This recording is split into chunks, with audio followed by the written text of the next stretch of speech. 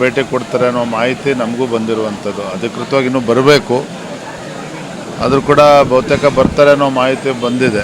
ಹಾಗಾಗಿ ನಮ್ಮೆಲ್ಲ ಶಾಸಕರು, ಸಂಸದರ ನೇತೃತ್ವದಲ್ಲಿ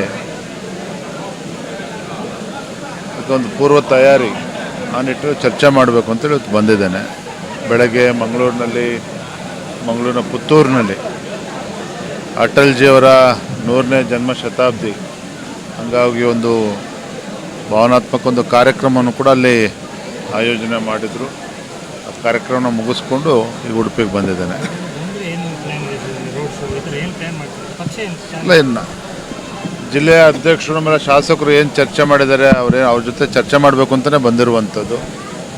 ಸಹಜವಾಗಿ ಪ್ರಧಾನಮಂತ್ರಿಗಳು ಭಾಳ ವರ್ಷಗಳ ನಂತರದಲ್ಲಿ ಉಡುಪಿಗೆ ಬರ್ತಾ ಇರೋದ್ರಿಂದ ಕಾರ್ಯಕರ್ತರಲ್ಲೂ ಕೂಡ ಉತ್ಸಾಹ ಇದೆ.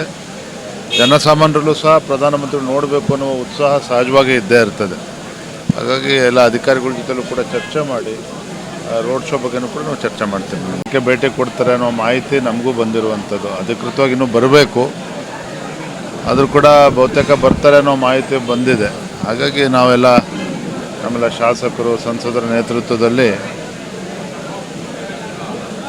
ಅದಕ್ಕೊಂದು ಪೂರ್ವ ತಯಾರಿ ಆ ನಿಟ್ಟಿನಲ್ಲಿ ಚರ್ಚೆ ಮಾಡಬೇಕು ಅಂತೇಳಿ ಇವತ್ತು ಬಂದಿದ್ದೇನೆ.